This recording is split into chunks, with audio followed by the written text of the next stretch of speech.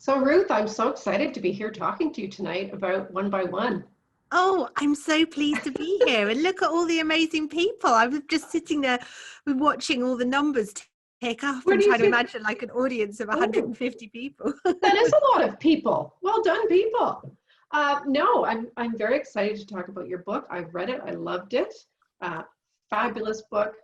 Fantastic ending, folks. It's a really gripping read. And I'm sure it's just out this week. I think just a couple of days ago it came out in United States and Canada, right? Yeah, And but I'm it's sure it'll not, if be. we've got any people watching here from the UK, I'm afraid it's not out in the UK until November. So there's a little bit of Oh, wait there. Yeah.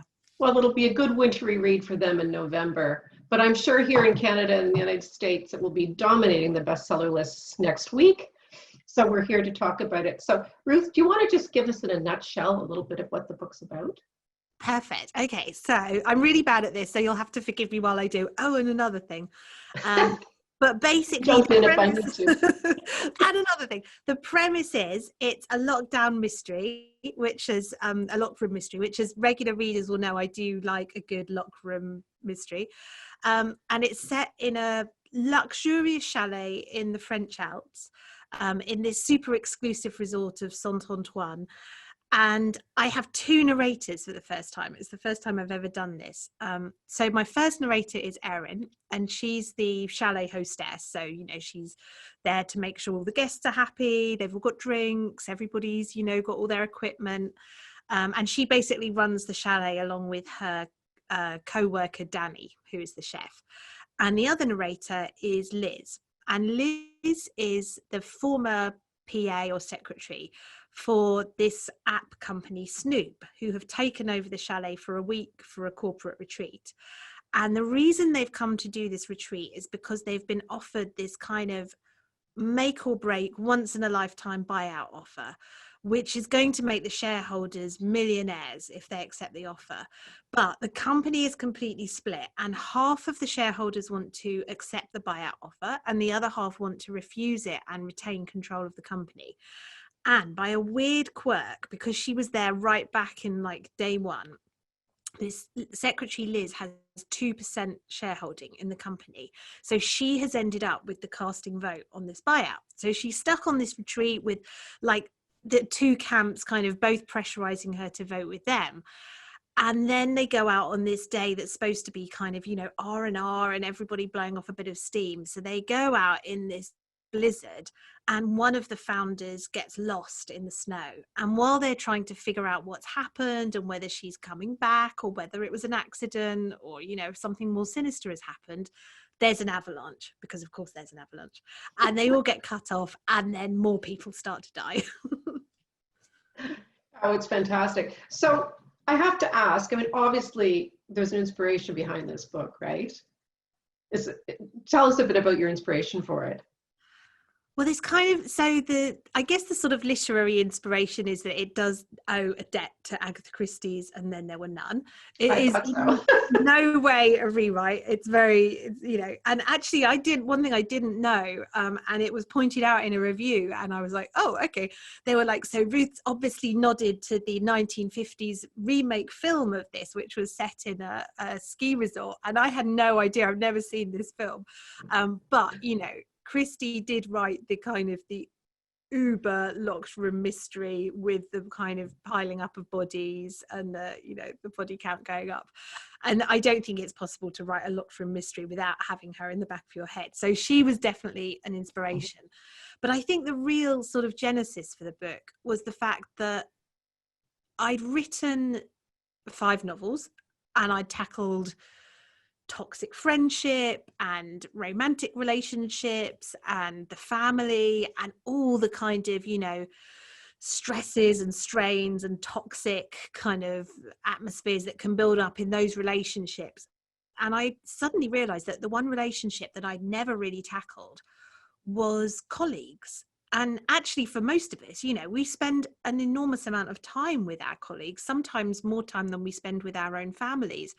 And these relationships can be fantastic. Our colleagues can be genuine friends. They can be, make us laugh, make the day go quicker. Or, as anyone who's had a bad boss will know, they can make your life complete hell. And I really wanted to explore that in this novel and to explore both sides of it. So Erin, who's the chalet hostess, she has a really great relationship with her co-worker. They're buddies, they've got each other's backs, they're really supportive. But Liz, who left Snoop very early on, this is my app company, she has a very different perspective on professional relationships, and Snoop has allowed some really toxic, unhealthy practices to build up in their company. And that kind of all comes to light when the members are locked down together, unable to escape, and suddenly all of these tensions that have been bubbling away for years kind of explode. I love it. You're very, very modern and tech savvy in this book. And I found the bios of all the hipsters in this tech company, Snoop, hilarious. And I was wondering, how do you, is that you? Like, how do you know this stuff? Like, how did you come up with an idea like Snoop, an app for Snoop? I just thought that was brilliant. So I started off with the idea that I wanted it to be a book about a corporate retreat. And I was thinking about where I wanted to set it. And I love skiing, and it's the only sport I really enjoy. And so I thought I'd like to set it at a ski resort, just because that's something I know a bit about, and I knew I wouldn't have to research it too much. So I was sitting there thinking, what kind of company would have the resources to go to a ski resort for a retreat? And it really came down to, finance companies or hedge funds or tech companies. And I don't know very much about finance, and I'm not super interested in it. So I sort of immediately thought, I'm not going to bother trying to, find out about the inner workings of hedge funds. But I am really fascinated by startups. And there's this whole kind of podcast culture of people talking about startups and tech startups. And it is this completely fascinating world where what you need for a startup is a brilliant idea, some contacts, and the kind of financial resources to get you from A to B. And if you've got that, and you're a kind of, you're a real forceful personality, that's the ingredients to sort of take a company from 0 to 60. But very often what these people are not good at is, or they've not been trained in it, is the kind of human resources side and the sort of the touchy-feely stuff, and the hiring and the firing, and and a good CEO will learn that and will teach themselves all of that, or will hire the right people to do it for them. But I was interested in what would happen if a bad CEO did that. So I did not, if they did not bother to kind of to find out what it took to be a good company leader.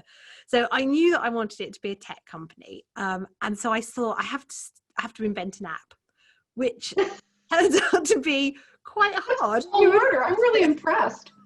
So I sat down and I was brainstorming all of these ideas, and I kept thinking, that's a brilliant idea for an app. And then I would Google it, and of course somebody had already made it. So this lasted for about a week.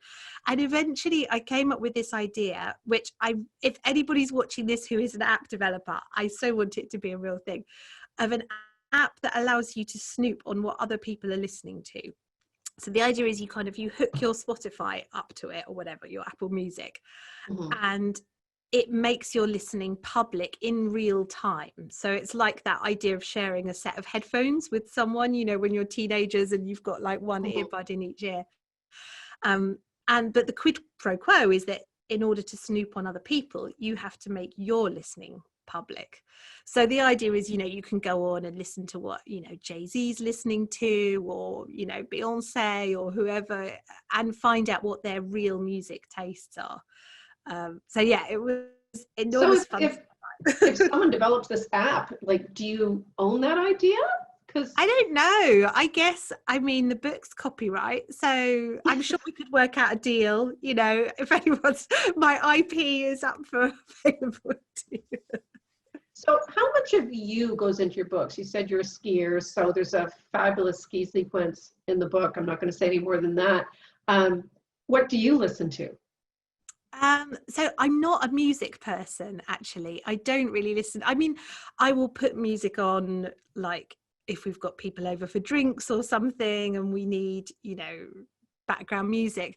And I guess, like most people, my tastes kind of froze a bit when I was in my sort of 20s. So I listened to a lot of kind of 90s stuff and 80s and 70s. But the music was one of the hardest aspects of the book, along with startup culture, which I really did have to research. And yeah, I think that would have been the hardest thing for me is knowing what young people are listening to and what the tech stuff is. So I was so impressed by that. I mean, I know in your last book, The Turn of the Key, you did the Smart House, complete with Tesla. And I thought, oh, Ruth's really got her finger on the pulse. So there's a Tesla in your book as well. I'm listening to it right now, and I was like, oh, it's a Tesla. You want to hear something funny? We bought a Tesla. We have a Tesla. And I actually made a mistake in that book about Teslas, which I have to fix for the paperback. But, I thought you really had your finger on the pulse of the technology and so on. And then this book, it just blew me away because technology is not, my forte. But yeah, I really enjoyed that and the humor of it. It was fun. I mean, I'm fascinated by companies that have a really strong kind of corporate voice. And I don't know if they are on sale in Canada and America, but we have innocent smoothies that are like these kind of smoothies that have, the label is kind of really quirky. It's sort of a bit like Ben and Jerry's, I guess. Like they've got a really strong, like the ingredients even are done in this sort of, slightly kind of folksy homespun voice. And that fascinates me. And so when I came to introduce the characters in the book, I thought I can have a bit of fun with this. And so rather than, like, they are introduced within the narrative as well, but the book starts off with this kind of supposedly found document, which is taken from the Snoop Company website, and it's all done in this sort of slightly kind of tech bros sort of style. And you can hopefully, the idea is it tells you a bit about the characters, but it also kind of tells you who doesn't quite fit in at the company, because there's a few of them who are sort of a bit like, Carl went to law school and everybody else is like, hey dudes, I'm just ripping up some peace. It's a great way to draw the characters. It got you right into the characters, and it really drew them so well in such a fun, sort of humorous way, which you don't see very often in a thriller. But I love a bit of humor, and I always put jokes into my books, and my editors always take them out. So, but I slipped a few past. Well, it's hard to put humor in a thriller without undermining the tension, right? But if you load it up at the front like that as a way to introduce people, it worked, I thought, really well. And then the tension grows through the book. Yeah, it gets less humorous, less funny for sure, and much more intense as you go through the book. Do you find writing a locked room thriller a particular challenge? I mean, I've done one, and I found it the most difficult book that I've written, and I'm not going to do any more. Because it comes off as quite, it doesn't read like you sort of had to, it's quite effortless and sort of, but Thank you, but it was the hardest one for me, I think, to figure out. I think locked rooms are difficult, but there's there's such a big interest in locked room mysteries. Do you find them particularly challenging, or just another kind of plot type? They have their own challenges. I mean, they have things which are easier, because every time you restrict yourself, you do give yourself additional challenges, because you have to solve the whole mystery with the equipment and the characters that you've given yourself at the beginning, and you can't parachute in a doctor to give you the time of death or anything. You only have the resources that you set up at the beginning of the novel. And it does make the whole whodunit aspect more challenging, because you have all the suspects on site right from the beginning, which means you do have to work a little bit harder to pull the wool over the reader's eyes. But there are other things which I think are much easier about writing locked room mysteries. You don't have to spend as much time getting the characters from A to B, because they're in a sort of a closed environment. So there's not, I always have with my books that kind of, oh God, 2 weeks later, but how do I skip from here to there? And also you get to know the characters really well, because you have a really small cast of characters. So you can really dig down into them and spend a lot of time with them. So there's not that same thing of, introducing a character halfway through, and how do you make them memorable, and how do you, because they're all there, they're all on site. So I think it's kind of swings and roundabouts. There's something really fun about knocking them off one by one, and then having fewer to deal with. It's just satisfying as a writer, isn't it? Well, and also I think as a reader it's great, because your cast of suspects is getting smaller and smaller and smaller, so it feels like it should be getting easier. Yeah. And hopefully it's not. It's not. Although I don't want to give too much away, but one by one is structured quite unusually because there's a big reveal at a point where you might not expect it to be. So it's not a kind of traditional everything comes out on the last page sort of thing. Yes, it's not all solved at the drawing room at the end. No, which is what I like. It's a very interesting denouement. We're getting quite a few questions in. I think I'll just, all right, I'll do one and then we'll talk some more. Do either of you have a book you're most proud of writing? Do I have to click the answer live? Answer live. Okay. What are you most proud of writing, Ruth? This always feels a little bit like being asked which of my kids I'm favorite kid. Yeah. Like they're all my babies.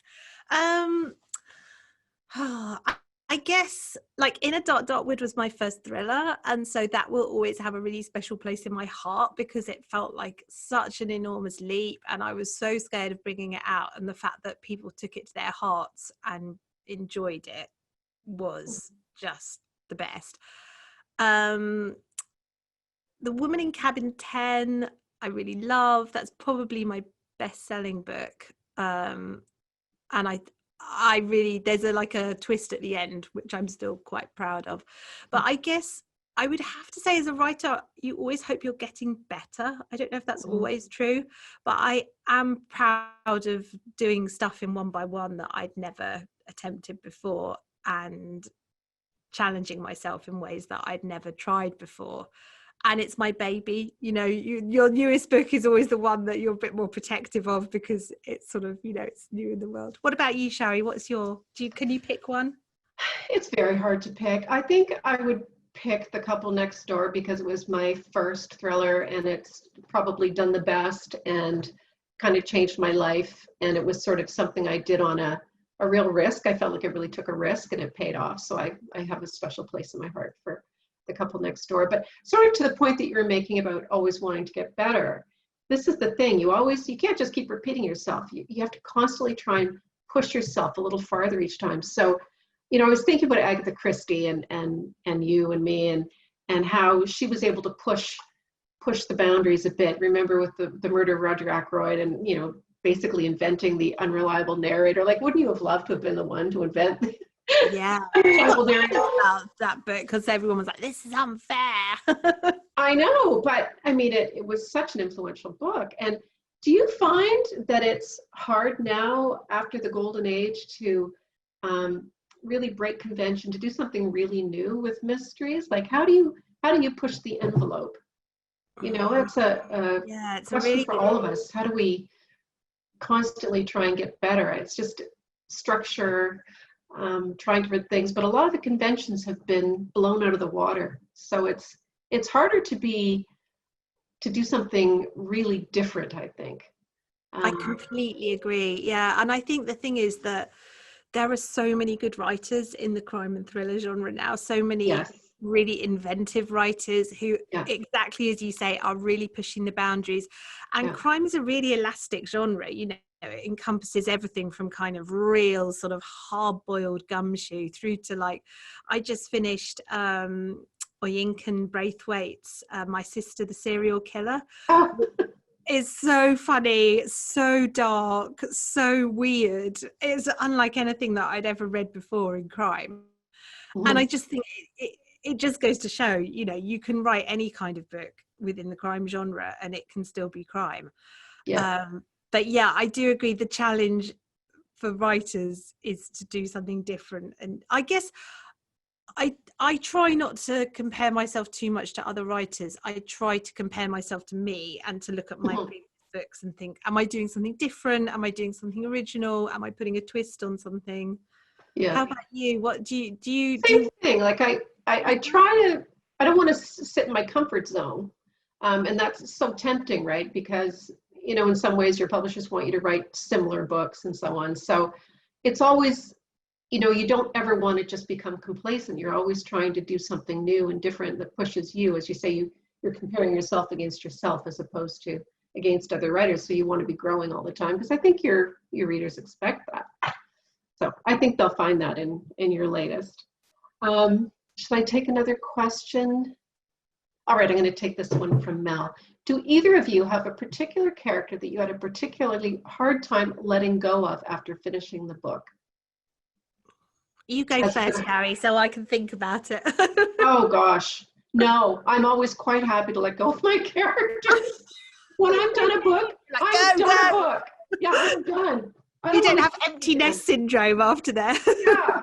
No, I find, it's so intense to write a book in a year and get it all done and polished and finished and off and promote it that I just want to start something new. I want a new challenge because it is, you live with those characters so intensely for so long. I just want them to go. How about you?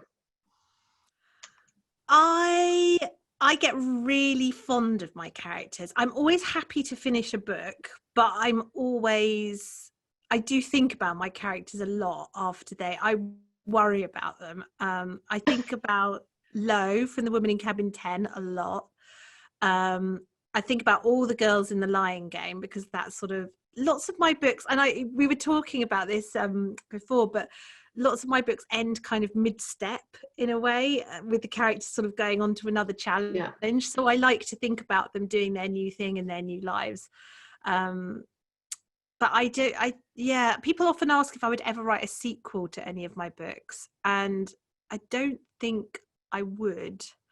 Mm-hmm. Because, I mean, I guess you probably have the same trouble, Shari, but I'd love to find a series character, because I think in some ways writing a series would be a really different kind of challenge, and I love reading series. Mm-hmm. But the problem I have is that I don't want to write procedurals, and I'm not terribly interested in police officers. I don't know very much about policing. Mm-hmm. So I don't want to write that world. And if you're not doing that, it becomes very difficult these days to sort of think of a reason why a character would keep stumbling over crimes all the time. I know, you can't really do the Murder, She Wrote kind of thing believably anymore. Yeah, I know. Or like Lord Peter Wimsey just kind of rocking up on a crime scene and being like, gosh, what home? Villages with all those deaths. Body. So I guess that's the thing, like if I did bring any of my characters back, would I have a reason for them to encounter another crime? I'd have to come up with a pretty plausible reason why they were mixed up in murder again. Same. I've been asked a lot about sequels, and like I said, when I'm done, I'm done. And I also like to feel like the characters are living on beyond the last page. And I think most people, we talked about this before, most people like that idea of having the characters alive and living on with a little bit unresolved, because that's what life is like. I mean, life doesn't get all tied up in a neat little package. And as a reader, I love it when a writer trusts me to kind of make decisions about their characters. Probably my favourite ending is that kind of sort of Gone with the Wind type ending, where you're left wondering what happens next, and kind of you can make up your own mind about it. Mm-hmm. Okay, so how do you ever find it hard to come up with new ideas for books each year? Do you have a way that you come up with book ideas? I'll say this about you, Ruth. I love about you is that you often seem to draw inspiration from other literary works.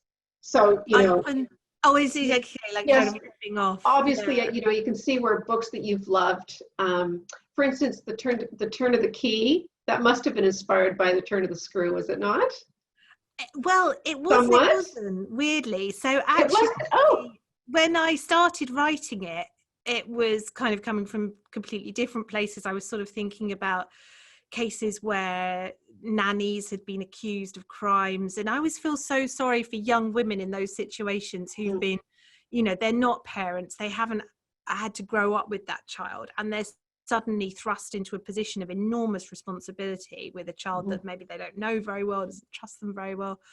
But it was about halfway through that I suddenly thought, gosh, I think I might be writing The Turn of the Screw. And I'd never read it. So I thought, okay, I better go back. I knew what the plot was about, but because it's so, it's so kind of steeped in the literary tradition. That's one of my favorites. I wanted to do something on that, and then you did yours, and anyway. Oh, yours would be so different though. You should go ahead and do it. But anyway, so halfway through I thought, damn it, I better read The Turn of the Screw and find out, because I thought if I'm going to tread on the same territory, I need to be doing it deliberately. So I sat down and read it, and I was kind of reassured that what I was doing was similar but different, and the questions I was asking were fundamentally different. But no, to go back to the original question, every single time I start a new book, I think, how did I do this? I can't remember how to write. I can't remember how to plot. I don't know what I'm going to do. It's going to be rubbish. And somehow the characters, I think it all comes back to character. I live with the characters in the back of my head, and they're talking to me, and they're, talking about their preoccupations and their problems and their, what they're worried about. And that somehow coalesces into a plot with bits that I've seen in the media, or, stuff that I've seen on Twitter or news stories. And it all somehow becomes, how do you plot? It sounds like you start with character. You start with character and kind of your plot. I see character is plot in a way, because especially in a crime novel, everything that people do, it comes back, whether it's believable or not, comes back to who they are and what their motive is. And that's something that if I try to plot too much before I know the characters, it can come out a little bit wooden and a little bit sort of, like they're just kind of chess pieces that I'm pushing around. Whereas if I know the characters first, then the actions come from who they are. And to me, that feels more believable. Yeah, I'm very similar. I sort of start with an idea or an event that kicks it off, but I don't know anything except I start with characters. It's the characters who tell me where it's going and what's going to happen. I've never been able to figure what's going to happen out before it happens and then push the people through it. That's never worked for me either. So yeah, I find that interesting. Some people are able to outline, and I like when the characters just tell you where they're going. I agree. Sometimes they surprise you. Sometimes you think they're going to go one way and then they insist on doing something completely different. And that's the interesting bit, right? That's the interesting stuff. Okay. We have a lot of questions here. I'm just saying up front here, we are not going to get through all the questions. I'm sorry. I don't know if I'm supposed to prioritize them or what. I think you should just pick the ones that you think are the most, the most interesting and the most. Okay, so they seem to be frozen. Oh, they come from the bottom. All right, so how much of your time is divided between the act of writing, actually physically writing or brainstorming, and all the business of being an author and everything that comes with it? That's a good question. I don't know. Being a writer isn't what it used to be, is it? No, 100 years ago. When I started off, I just was writing, and there was no, because, I wasn't published, I guess. So I was just kind of, and now the pendulum swung the other way. And I would say I spend probably more time doing my taxes and social media, which is sort of. Assistant for that. Was that? Get someone to do the taxes. You don't need to be doing the taxes. No, I don't mean I don't file my own tax return. I have an accountant, but I have to keep records of what I spend and have all my receipts and reconcile everything and file my VAT returns and all that kind of stuff. And social media is lovely because it's chatting to readers. It's not work. It's not like, filling out a spreadsheet with what I've spent on coffees, but it's not writing. And normally, of course, we'd all be traveling and, doing, which is all time away from the desk. So I would say when I started out, I was kind of writing 90% and doing other stuff 10%. And now it's probably more like 60-40, and the 40 is the writing. Do you know what? I would completely agree with you. I think when you start out writing, before you have a contract, you're just writing all the time. There's nothing else that you need to do. You're not making any money. There's nothing to file. There's no expenses. And then when you start being successful, the business end of it and the social media and the promotion end of it becomes a huge part of it. And I think now writers, I'm easily 40% of my day is spent on some aspect of administrative work or promotion work or something like that. So I do find it's harder now to get into the zone with the book.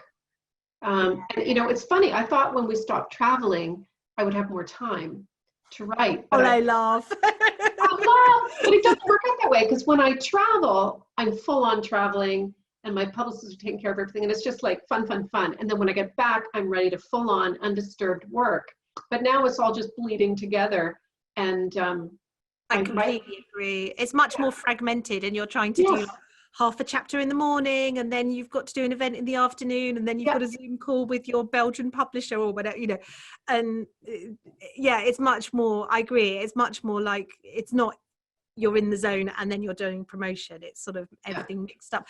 But I guess, you know, this is true for everybody in lockdown now, isn't it? We're all working from our bedrooms, trying to homeschool our kids, trying to, you know, stop our husband from interrupting us every 5 minutes with offers of it's like everything is all kind of muddled up together. So yeah, I think you're right. Do you think what do you think we'll ever go back to the way it was before the pandemic, for writers in particular, I mean, or do you think these virtual events and the less travel is going to be more the norm?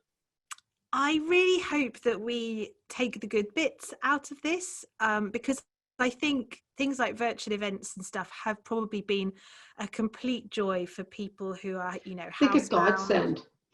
Or disabled or unable to travel, or don't live in a metropolitan centre where they can access things like this. So I hope that we keep on doing this kind of event for all those reasons. But I also hope that we go back to the live events, because I love meeting readers and getting on the road. And, you know, events like Harrogate in the UK, where everybody is, for anyone who doesn't know, it's like a big UK crime festival, and I miss it so much. It's such fun, and all the writers and the editors and the readers and the journalists just all pile into the same bar, and we all chat and we all mix, and everybody's just, it's really collegiate and fun. I miss it so much. I miss it. Sob.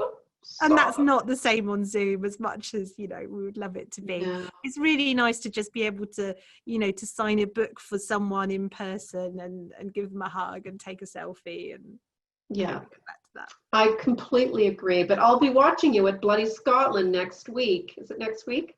Yeah, I've got my tickets. Hooray. Okay, so I've got one here. Ruth, I believe I read on Twitter that you said you had no idea how your book was going to end. How was that possible? I always thought there was outlines. Well, no, we've sort of answered that one. I never know how my book's going to end. Do you know what the ending's going to be? I know, I do. Maybe I was like misquoting myself or something, or perhaps I wasn't expressing myself clearly. I nearly always know how my books are going to end. I don't normally know much in between. But who did it and why is usually practically the first thing that I decide, because as a reader, I really expect the author to give me the clues that I need to solve the mystery, and I feel really peeved if I get to the end of the book and I feel that I've not been given sufficient information to solve the plot. Yeah, that's fair. We don't do that. I, in order to seed those clues in, I feel I have to know what the answer is so that I can drop the clues for the reader. So. And it's the same with the, you know, you have to play fair with the reader, but it's also the same with the twists, right?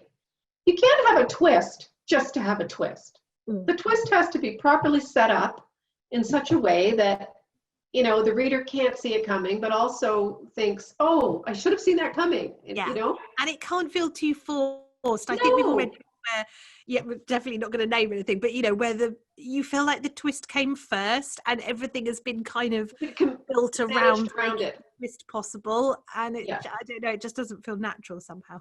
Yeah, twists to me have to be absolutely, you know, bang on believable, or that you don't have them. They're the hardest to write. That's why it's nice when your characters sometimes do things unexpectedly. That's where I often find I get a twist that I'm not expecting, right? It's not me, it's the character. So just some comments. What's the most interesting place you have visited to research a book? I don't typically, I'm hoping you're going to have an interesting answer for this. I do have an interesting one. Oh, okay. Well, I'll say my boring answer first, which is that I don't typically go places to research, actually. Most of my inspiration comes from places that I have been. And I very rarely use real places in my books. They're usually I make them up too. Some sort of fictionalized version of a place that I've been. So Saint-Antoine in One by One is, I think, probably recognizable to people who know it well as a kind of version of Val d'Isère. Okay. in the French Alps. And actually there's a very scary ski run at the end of the book, which I will not give any more spoilers about. But that is a real ski run in Val d'Isère, and I was really taken down it by my friends. I was not expecting it to be as difficult as it was. And the actual ski run was okay, but the descent down to it, when we went down to it, it had snowed so much that you couldn't get in by the normal route. So you had to kind of go off-piste down this mountainside, which is very much out of my comfort zone. And yeah, it was really scary. And actually the book is dedicated to those friends because they got me to the end in one piece, which is but that I didn't do that to research the book. It came the other way around, that I had been to that place, and so when I came to write the book, it went straight in. So I don't think I've ever been to a place specifically for research. So now I want to hear your interest. Well, I just want to say I'm not a skier because I'm afraid of skiing. I'm even afraid of the chairlift. Like, I'm not going to be able to get off the chairlift before it goes around again. And the skiing scenes in One by One were absolutely petrifying for me. Oh, I'm sorry. I feel bad. The sheer drops off the Alps, the speed, anyway. I love skiing, so I'm feeling increasingly bad about the number of people who are writing to me and saying, I've read your book and I've resolved never to try skiing. And I feel like saying, no, you mistake me. Skiing is wonderful. The point is you should not go skiing with psychopaths. That's the moral. No, stay away from the psychopaths. I guess one of my interesting ones, I did my closed room mystery was an unwanted guest. And when I was writing that, I went to Istanbul and I stayed in the Para Palace Hotel, which is the hotel that Agatha Christie stayed in when she was writing Murder on the Orient Express and some of her others. And my husband and I were staying in a room right across the hall from the room that she lived in.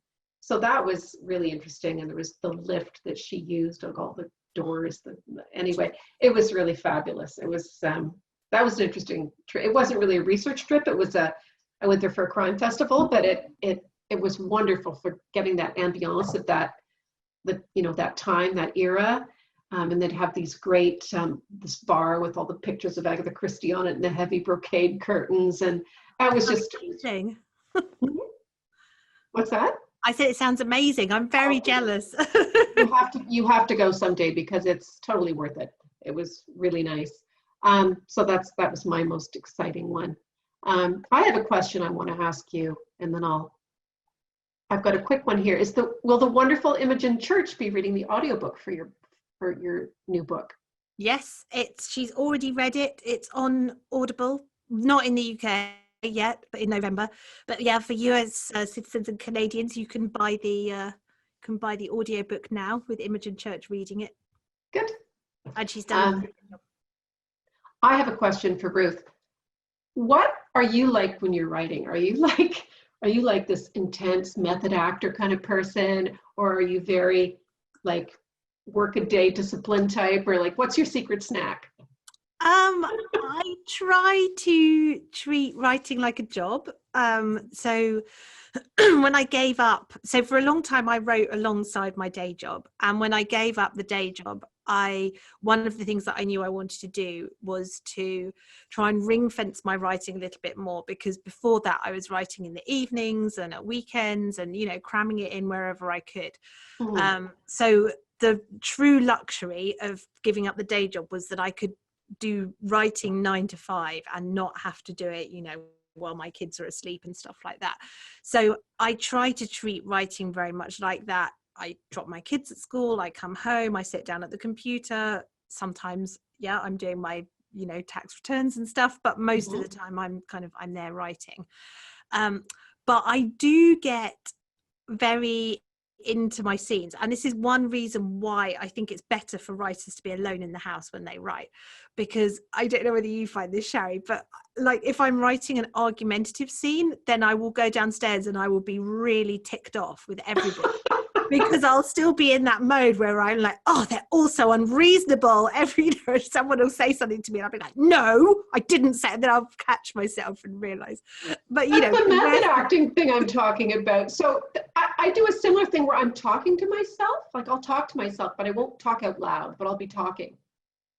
So you do that. Do you hear your characters' voices in your head when you write? Do you hear them chatting to you? I wouldn't wouldn't say I hear their voices, but I hear their thoughts. So when I do multiple points of view, when I go into someone's head, I'm in their head, like completely in their head. And I'm always so impressed with the way you're able to do that, because I'm reading The End of Her now, and I love the way you just kind of seamlessly slide from, and sometimes it's a point of view you really don't expect. And I found writing Two Narrators in this book so hard. It's the first time I've done it. And I was like, how does Shari do this all the time? How does she just like get into everybody's heads? And yeah. I actually have like 12 multiple personalities and I just shift them around. I don't know, but that's one of the things I like most about writing is shifting points of view and getting into people's heads. And I just enjoy being those different people, even the murderers, you know, like I just seem to seamlessly go into their heads. It's kind of fun. A little bit of murderer in you coming out. Okay, a Facebook watcher would like to know what's on your bookshelves, especially Shari's. Okay, I have everything from, what have I got? Top row, Steve Kavanaugh, Anthony Horowitz, Leanne Moriarty, Linwood Barkley, Jack Reacher, Fiona Barton, all thrillers. What do you have on your shelves, Ruth? Well, I'm actually in a hotel at the moment, partly because it's 1:45 here. So I said to my publishers, I'm a bit worried about, waking up my family if I do this at home. So they said, no, fair enough, we'll get you a hotel room. And then you can have a lie-in the next day.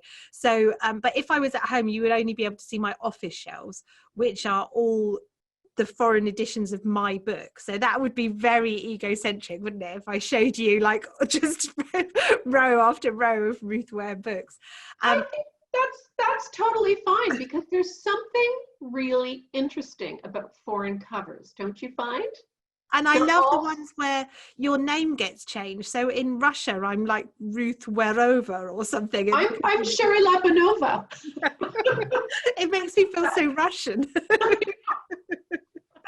But no, I mean, my regular shelves, I just have everything, and I read everything from, sci-fi to fantasy to historical fiction to just, but I'm also a cookbook addict. I love reading cookbooks. I cook a lot as well, but I tend to cook more from inspiration.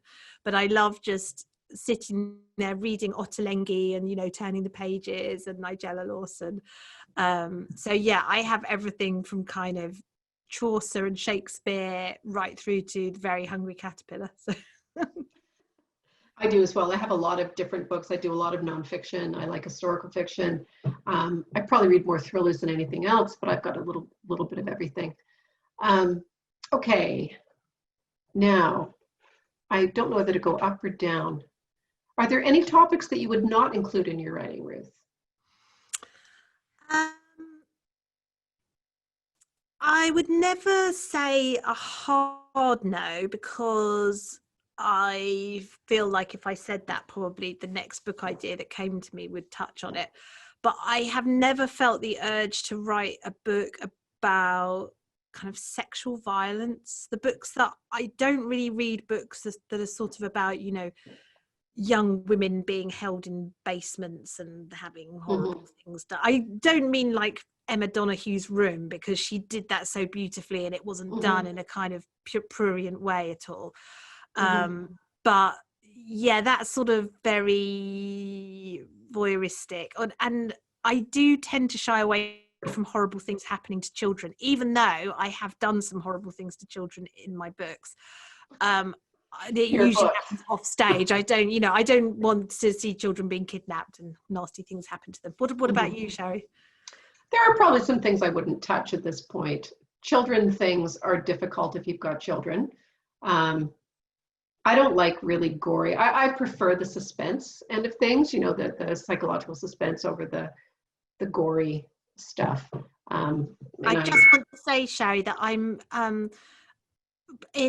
because I'm reading The End of Her at the moment, and there's two adorable baby twins in that book, and I've spent the entire book being extremely worried for these twins. Then I've done my job. No spoilers, please, but I'm going to be very peeved if anything happens to these twins.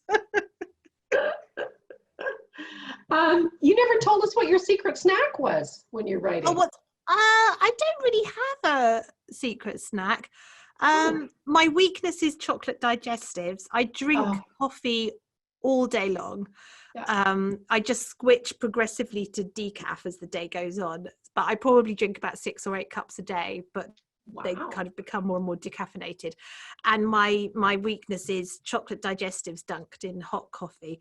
I don't think chocolate digestives exist in America, but they're a bit like chocolate covered graham crackers. And no, we have them here. Oh, okay. Oh, there you go. We have them here. Yeah. But my slightly more healthy snack is, if I'm peckish mid-morning, but it's not really like time for lunch yet, I have a Baby Bell. You know, those little wax covered cheeses that peel off the wax. It's so satisfying.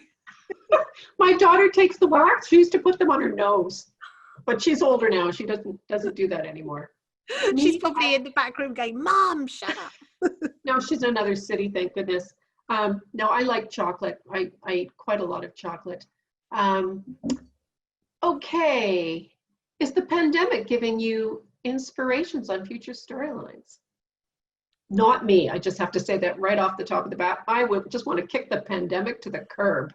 Well, yeah, so I sort of slightly similar, that when this all kicked off, like way back in January, when it was just like this weird virus that was happening in China, I did have an idea for a pandemic novel, and the Washington Journal has this podcast, which I listen to occasionally, and they had this incredible episode about their reporters they'd been like evacuated from Wuhan, and they were like fleeing across China as this kind of wave of sort of, you know, infection shut down city after city, and they got stuck in this city that they weren't allowed to leave because the city had been put under quarantine.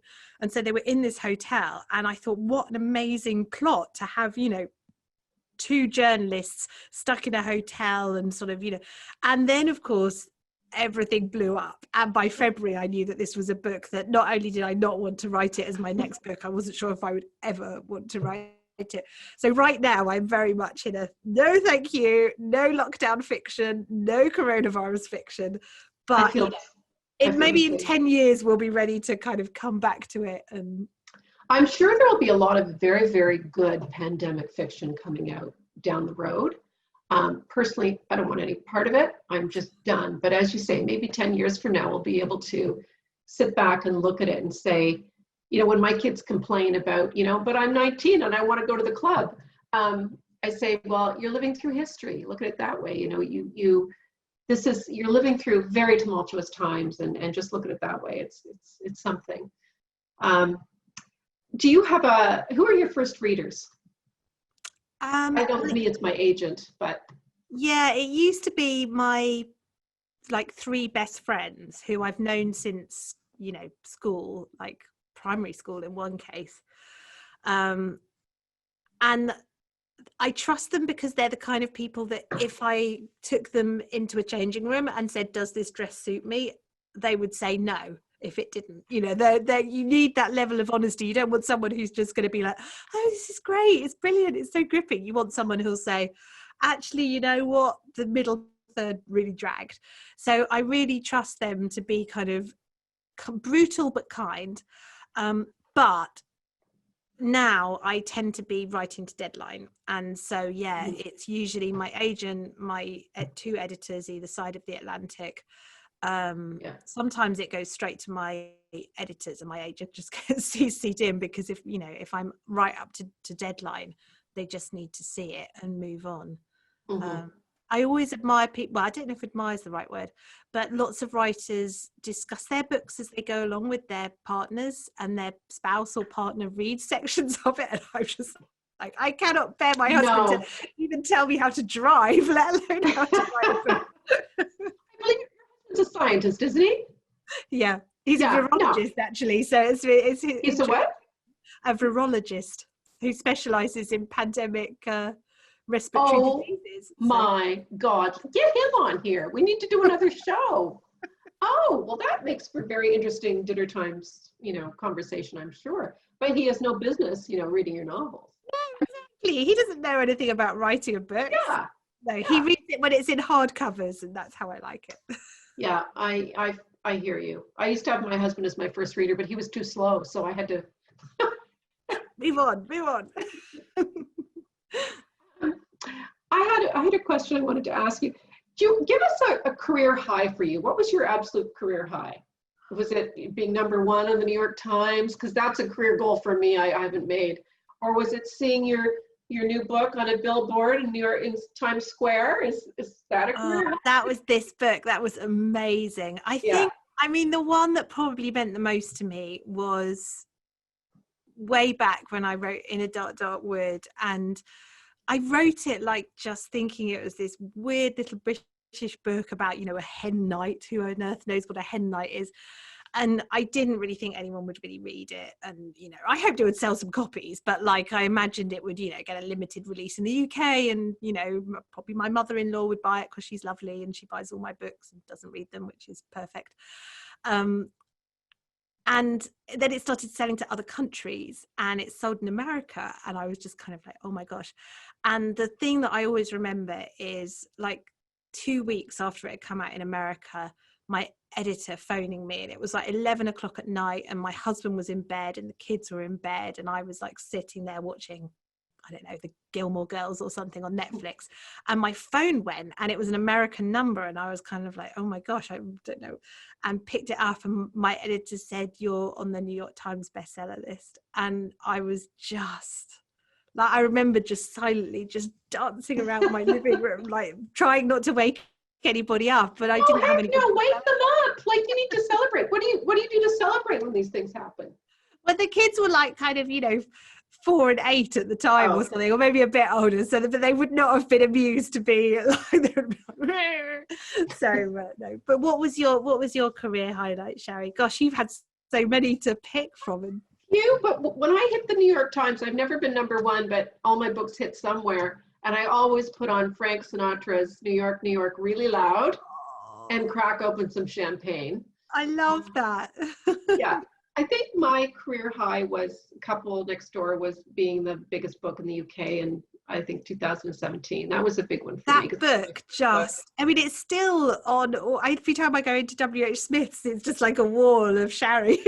Yeah, that's my biggest seller for sure. So that was a big moment for me. So, but we've all had career lows too. I mean, I know my career, you know, we've all had those days when we go to an event at the library and nobody comes but your mother.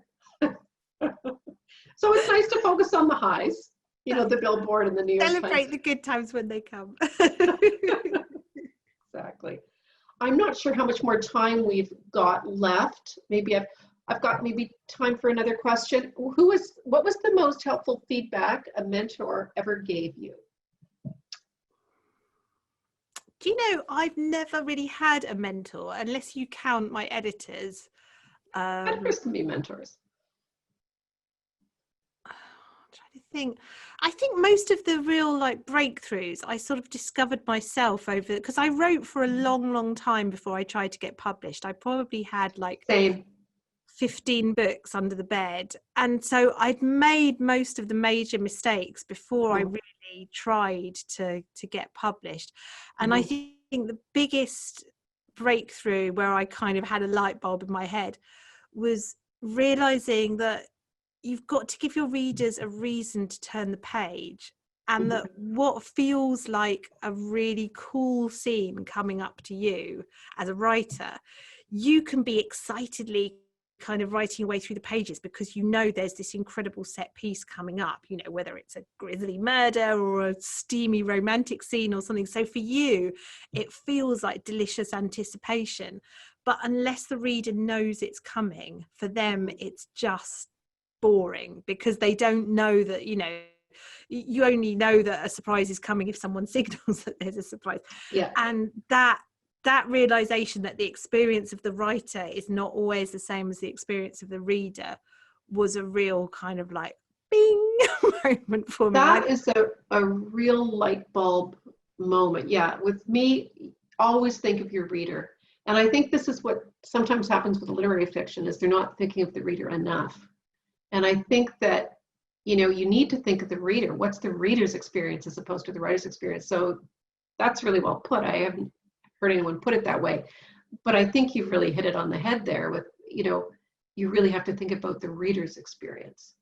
But now I feel like I'm mean for discounting my editors, and I'm trying to think, they've given me so much amazing advice over the years, but I don't know if I could boil it down to one thing, because maybe this is just my books because they're really rubbish, but whenever I get my edit letters back, they're always like kind of 15 pages of gold dust, and you're like, oh yeah, it would have been so much better if I'd done this or that. So it's really hard for me to kind of condense that into one thing, because it's like, do you have that moment? This is part of the low moments for me, is with every book when you get your first edits back on the first draft, and it's like 20 pages, and you just feel like, oh no, I can't do all that. But they're always right, and it always gets done, and it's always a better book. And yeah. No, absolutely. Every time I get an edit letter, I spend the first day feeling a mixture of angry and depressed. And it's like the 6 stages of grief or whatever. They're saying is right, and angry because, they're sort of saying, if you could just make chapter 3 more tense. And I'm thinking, well, if it was that easy, I would have done it in the first place. So no, I can't make it more tense. But you have to give yourself 24 hours to kind of to work through the stages of grief, and at that point you realize they're absolutely right, and it is absolutely, and you've done it before, and it's all good. I read them and I just put them away for a while, and I go through the whole denial, anger, all those stages like you, and I think we all do that, because it's so you've got a lot of work ahead, and it's just hard work. Whoever says writing thrillers is easy is just like flat wrong. Not true. No, yeah, absolutely not not true at all. Okay, let me see. There's lots of questions here that I apologize, I'm not going to get to them. I don't know how long we're going on, but yeah, because it's midnight here. I'm going to turn into a pumpkin very shortly. Yeah, it's 7:01. Are we going to end, or can I do one more quick question? You have time for one more if you'd like to. Okay. Should we do one more and pick a really interesting I'm trying to do a really quick one. Ruth, are you going to come to Toronto after the COVID stuff is over? And if so, are you going to sign books? I would love to. We would love to have you. Canada I'll is take my you for dinner. happy place. I want to go to America as well, because this tour that I'm doing now was supposed to be like a physical tour, and I haven't done one since Mrs. Westaway, and I spent all like last year with fans going to me, when are you going to be coming back? Are you going to be coming back? And I was like, yeah, I'm coming back in 2020, and that turned out to be a load of baloney, sadly. But I feel that I owe my US and Canadian publishers a tour, so yes, I will definitely be back. We would all love to have you here. I remember seeing you in Toronto, I don't know, 4 years ago. Yeah, happy times. So we look forward to having you back again. Well, I want to thank everybody for joining us this evening. It was delightful to listen to both of you share stories of your books and writing. I want to thank everybody for joining us. And thank you for having us. It's been such a lovely evening, and I'm always so happy to support a library, because they just gave me the best times of my childhood. So me too. Back. Me too. That's always wonderful to hear. Thank you guys. Thank you everyone for joining. Remember, the link for Learn It Out is in the chat, and we'll hope to see you soon. Thank you for having us. Lovely to see you, Ruth. Take care, everybody. Bye. Wear your I hope I mask. can see you in person soon. Oh, me too. Me too. All right. Good night.